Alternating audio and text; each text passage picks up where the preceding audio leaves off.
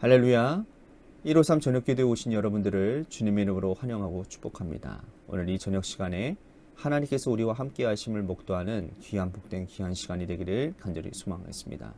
먼저 하나님의 말씀 보도록 합니다. 고린도전서 3장 6절에서 10절 말씀까지 보겠습니다. 고린도전서 3장 6절에서 10절 말씀입니다. 우리 같이 한 목소리로 다 함께 봉독하도록 하겠습니다. 시작. 나는 심었고 아볼로는 물을 주었으되 오직 하나님께서 자라나게 하셨나니 그런즉 심은 이나 물 주는 이는 아무것도 아니로되 오직 자라나게 하시는 이는 하나님뿐이니라.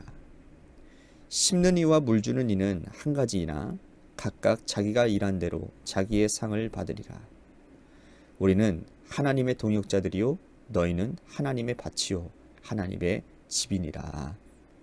아멘. 자녀를 향한 부모의 마음은 동서고금을 막론하고 동일할 것 같습니다. 부모는 자녀들이 성장함에 따라서 마음도 정신도 자라기를 원합니다.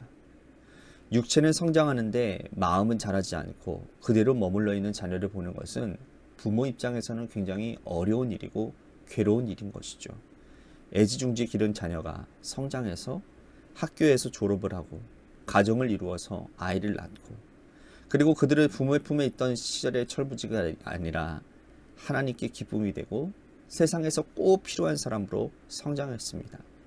그러면 그런 자녀들을 바라보는 부모의 마음은 얼마나 흐뭇하고 자랑스러운지 모르죠. 우리 각 사람을 보는 예수님의 마음이 아마 그러하실 거라고 저는 생각합니다. 예수 그리스도는 우리 각 사람을 위해서 십자가 달려 목숨을 내어 주셨어요. 그러므로 주님은 우리가 영적으로 성장하기를 바라고 계십니다. 성장하지 못하고 머물러 있는 자녀들을 보는 그 주님의 마음은 말할 수 없이 아마 힘드실 것 같습니다. 고린도 교회를 바라보는 바울의 마음도 이와 같았습니다. 바울은 고린도 교회를 개척한 목회자였어요. 열정을 다해서 고린도 교회를 일구었지만 성도들이 성장하지 못하고 아직까지 육신에 속해 머물러 있다라는 소식을 접하게 됩니다. 가슴이 아팠겠지요. 그래서 바울은 강력한 어조로 이 고린도 교회 성도들을 책망을 하는 모습을 볼 수 있습니다. 바울은 이 고린도 교회 성도들에게 너희들은 아직도 육신에 속한 자다라고 이렇게 분명하게 얘기를 하고 있습니다. 서운하게 들릴지는 모르겠지만 그런데 바울은 아주 직설적으로 말하고 있는 것을 볼 수 있어요. 바울은 그들이 육신에 속한 자라는 증거를 4절에서 말씀하고 있습니다. 어떤 거냐 하면 고린도 교회는 파벌이 있었다라는 거예요.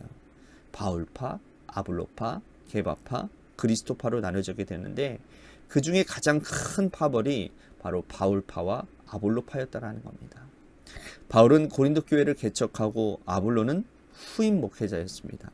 두 목회자를 따르는 성도들이 이 마음과 생각이 분열이 되어지고 사사건건 분쟁을 일으켜서 하여튼간에 교회가 혼란스럽기 그지없었다라는 거예요. 그러니 이들은 육신에 속한 자라고 해도 과언이 아니라는 것이죠. 이들은 목회자를 사람으로 보지 않고 어떤 특별한 영적 존재로 보았던 것 같습니다. 그들은 바울과 아볼로를 통해서 그리스도를 발견하지 않으려고 했고 바울 자체, 아볼로 그 자체를 따르고 있었다라는 거예요. 여러분, 성숙한 사람은요, 어떤 믿음 좋은 사람을 맹목적으로 따르지 않고 그를 통해서 역사하시는 하나님의 능력을 바라봅니다. 그런데 교회 안에는요, 목회자를 맹신하는 그런 무리들이 있었어요. 그리고 또 오늘날에도 그렇게 있고요. 더 큰 문제는 이러한 성도들의 심리를 이용하는 교육자들이 있다는 거예요. 지금도 한국 교회 안에 인기를 영합하고 사람의 목소리를 따라가는 목회자들이 얼마나 많이 있는지 몰라요. 자신은 그리스도의 말씀을 전하는 심부름꾼임에도 불구하고 그 주인의 자리를 차지하는 목회자들이 있다라는 거죠. 그들은 다 사꾼 목사들이고 거짓 선지자들이라는 거예요. 바울은 그와 아볼로의 정체성을 이렇게 말을 하고 있는데 무엇이냐면 바울은 개척 목회자로서 복음을 심은 사람이고 아볼로는 후임 목회자로서 물을 주는 사람이다 라고 말하고 있어요. 바울은 심고 아볼로는 물 주는 것 외에는 할 수 있는 것이 아무것도 없다라는 거예요. 농부는 씨를 뿌리고 물을 주고 김 매는 것 외에는 할 수 있는 것이 없습니다. 하늘에 계신 하나님께서 그것들을 자라게 하시고 열매 맺게 하시는 것이죠.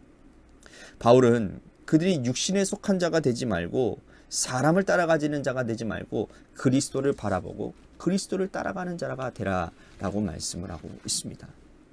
이어서 바울은 자신이 고린도 교회에서 1년 6개월 동안 목회하면서 집중한 한 가지 사역을 설명을 하는데 그것이 무엇이냐 하면 그가 고린도 교회에서 한 일은 털을 닦은 일밖에 없다라는 거예요. 바울이 닦은 털은 무엇일까요? 바로 예수 그리스도죠. 털을 닦은 일은 여러분 밖으로 잘 드러나지 않아요. 건축가가 집을 지을 때 기초를 파고 털을 닦는 것은 밖으로 잘 드러나지 않습니다. 하지만 건물이 올라가고 거기에다가 인테리어를 멋지게 하면 시선이 집중되어지죠. 바울은 사람들 눈에 보이지 않는 보이는 어떤 멋진 일을 한 것이 아니라 남들이 알아주지 않는 터 닦는 일들, 곧 예수 그리스도의 복음을 전하는 일에만 집중했다라는 거예요. 목회자의 일은요, 털을 닦는 사역입니다. 말씀을 가르치고 성도들을 위해서 기도하고 신방하고 그들의 영혼을 돌보는 일은 잘 나타나지 않아요. 바울은 이 고린도 교회를 목회하면서 자신의 터가 아닌 예수 그리스도의 십자가의 복음의 털을 닦았습니다. 집 짓는 것은 성도들 각자의 몫으로 남겨둔 것이죠. 12절의 말씀 보면 집 짓는 사람들 중에는 두 종류의 사람들이 있다는 거예요. 바울이 예수 그리스도로 털을 닦아두면 금이나 은이나 보석으로 집을 짓는 사람이 있고 또 나무와 풀, 흙은 짚으로 집을 짓는 사람들이 있다는 거예요. 그 중에 견고하고 튼튼한 집은 여러분 어떤 집일까요? 바로 금이나 음이나 보석으로 짓는 집이 튼튼하지 않겠습니까? 하나님 보시기에 기쁨이 되고 사람이 보기에도 아름답고 어떤 시련이나 환란이 다가와도 이 금, 은, 보석으로 지은 집은 흔들리지 않을 것입니다. 그런데 의외로 나무나 풀 혹은 짚으로 짓는 집들을 짓는 사람들이 많다라는 거예요. 하나님은 우리가 지은 집을 시험하실 겁니다. 불같은 시험으로 우리가 지은 집을 한번 달아보실 것 같은 거예요. 그래서 나무나 풀이나 집으로 지은 사람들은 불같은 시험이 올 때 자신만 겨우 구원받을 거예요. 왜? 집은 다 타버릴 것이니까. 바울이 여기서 말하고 싶은 것은 분명한 거예요. 목회자와 성도의 역할을 구별하고 있다는 겁니다. 목회자는 예수 그리스도로 터 닦는 생활을 열심히 해야 되는 것이고 금, 은, 보석으로 견고하게 믿음의 집을 지어야 된다는 거예요. 하나님께서 불같은 시험으로 우리를 연단해도 한순간에 불타지 않고 아름답고 견고한 집을 짓는 것이 바로 우리의 사명이라는 거예요. 이러한 성숙한 믿음을 가진 사람들이 되기를 원합니다. 육신에 속한 자가 되지 않고 사람을 따라다니는 어리석은 사람들이 되지 않고 영에 속한 자가 되어서 금, 은, 보석으로 아름다운 믿음의 집을 지어가는 저와 여러분들이 되시기를 주님의 이름으로 간절히 축복하겠습니다. 오늘 말씀 생각하면서 우리 같이 기도했으면 좋겠습니다. 하나님, 내가 하나님의 집을 짓는 이 가운데 최선을 다해서 아름다운 주님의 집을 짓는 자가 되기를 원합니다. 뿐만 아니라 하나님, 내가 믿음이 성숙한 자가 되어 사람을 따라다니고 어떤 이권을 따라다니고 어떤 편에 속하는 자가 아니라 예수 그리스도 안에 거하는 성숙한 믿음이 되겠습니다. 우리 같이 오늘 말씀 생각하면서 기도하기를 소망하겠고요. 또한 우리 교회를 위해서 늘 기도하고 있습니다. 하나님께서 세워주신 몸된 교회가 믿음 가운데 잘 성장하게 하여 주시고 하나님을 기쁘시게 이웃을 행복하게 하는 교회가 되게 하여 주시옵소서. 마지막으로 우리 관악교회와 또 육신의 질병으로 고통당하는 사람들, 또 여러분들의 삶의 자리와 여러분들의 자녀들을 위해서 기도하시다가 시간 돌아가시기를 바라겠습니다.